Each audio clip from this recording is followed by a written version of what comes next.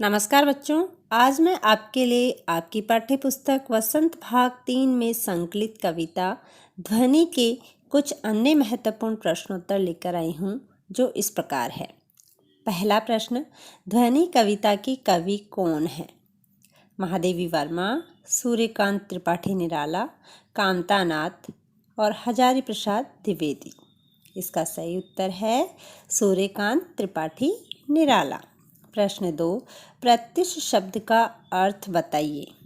पुराना, प्रातःकाल, मनोहर और पत्ते।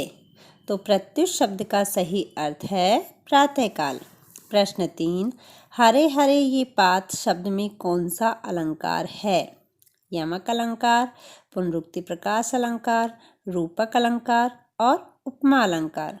तो यहाँ पर हरे हरे शब्द की पुनरावृत्ति हुई है और हर बार इसका अर्थ एक ही है, हरे हरे ये पत्ते, अर्थात यहाँ पर पुनरुक्ति प्रकाश अलंकार है।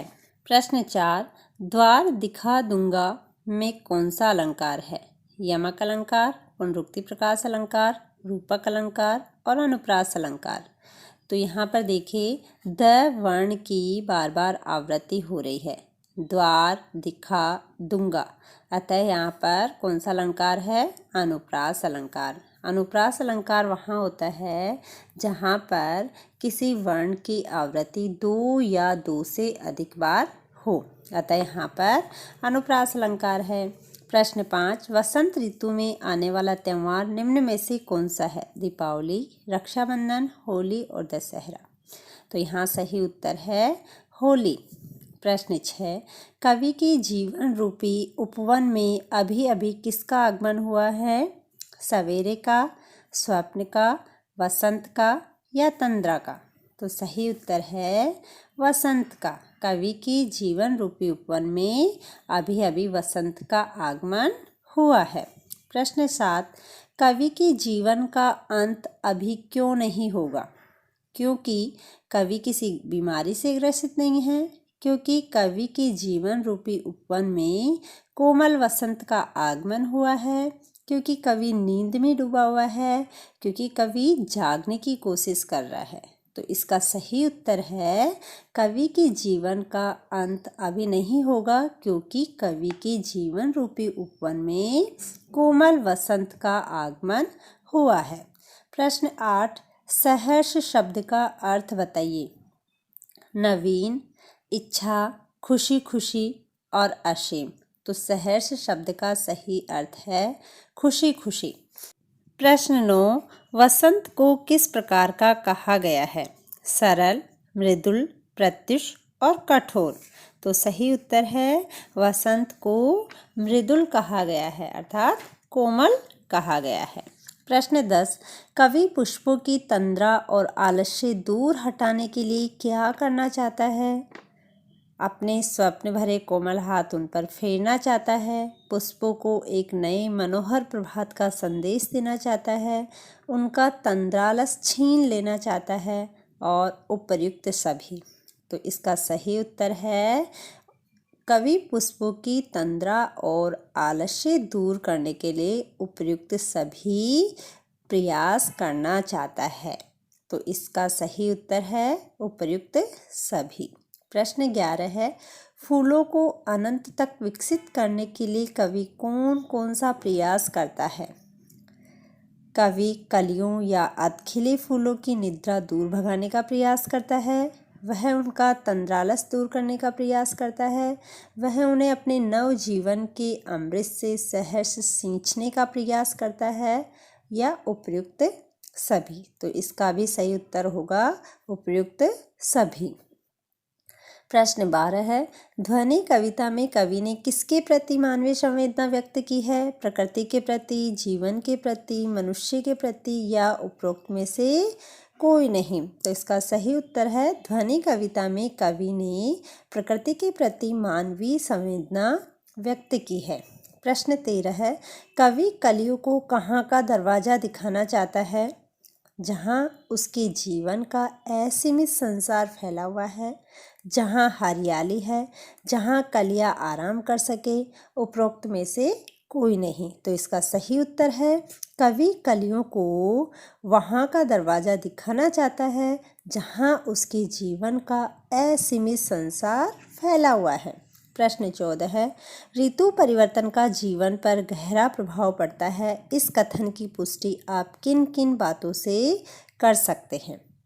खान पान से, पहनावे से, स्वास्थ्य अनुकूलता से या फिर उपयुक्त सभी। तो हम इन उपयुक्त सभी बातों से कह सकते हैं कि ऋतु परिवर्तन का जीवन पर बहुत गहरा प्रभाव पड़ता है। तो इसमें सही उत्तर है उपयुक्त सभी। प्रश्न 15 है, किस ऋतु को ऋतुराज कहा जाता है? शरद ऋतु को, हेमंत ऋतु को, वसंत ऋतु को या ग्रीष्म ऋतु को? तो इसका सही उत्तर है वसंत ऋतु को ऋतुराज कहा जाता है। प्रश्न 16 है, पुष्प पुष्प से तंद्रालस लालसा खींच लूँगा मैं, अपने नवजीवन का अमृत सहर्ष सींच दूंगा मैं। उपयुक्त पंक्तियों में पुष्प पुष्प की तुलना किससे की गई है? कवि से, समाज की युवा पीढ़ी से, मनुष्य से या जीवन से? तो इसका सही उत्तर है पुष्प पुष्प की तुलना यहाँ पर समाज की युवा पीढ़ी से की गई है। प्रश्न 17 है, घात शब्द का अर्थ बताइए। गाना, हाथ, शरीर या प्रकृति? तो घात शब्द का अर्थ है शरीर। प्रश्न 18 है, निम्न में से कौन सा निश्चित परिमाणवाचक विशेषण का उदाहरण है? बहुत सारे बच्चे, थोड़ा सा दूध, 5 मीटर कपड़ा, उपरोक्त में से कोई नहीं। अब यहाँ पर देखें, बहुत सारे बच्चे अर्थात बच्चों की को तो संख्या में गिना जा सकता है। तो यहाँ पर अनिश्चित संख्यावाचक विशेषण होगा। थोड़ा सा दूध, थोड़ा सा दूध भी दूध में नापतोल का हमें बोध हो रहा है, लेकिन यहाँ पर निश्चित नहीं है कि कितना दूध, इसलिए यहाँ पर अनिश्चित परिमाणवाचक है। 5 मीटर कपड़ा, कपड़े को भी हम नापते हैं, इसमें भी हमें मापतोल का बोध हो रहा है और हमें निश्चित है कि कितना कपड़ा है। 5 मीटर कपड़ा है, तो इसका सही उत्तर है 5 मीटर कपड़ा। प्रश्न 19, निम्न में से अनिश्चित परिमाणवाचक विशेषण का उदाहरण है? थोड़ा सा पानी, कई लोग, बहुत सारे पेड़ और 2 किलो केले। अब थोड़ा सा पानी, पानी में हमें नापतोल का बोध हो रहा है और पानी निश्चित नहीं है कि कितना पानी। तो यहाँ पर कौन सा विशेषण है? अनिश्चित परिमाणवाचक विशेषण का उदाहरण है। कई लोग में यहाँ पर संख्यावाचक विशेषण होगा, अनिश्चित संख्यावाचक। बहुत सारे पेड़, वो भी अनिश्चित संख्यावाचक विशेषण का उदाहरण है। 2 किलो केले, 2 किलो केले, यहाँ पर केलों की जो तोल है वो निश्चित है कि केले कितने हैं, 2 किलो, इसलिए ये भी अनिश्चित परिमाणवाचक विशेषण का उदाहरण नहीं है। तो यहाँ सही उत्तर होगा थोड़ा सा पानी।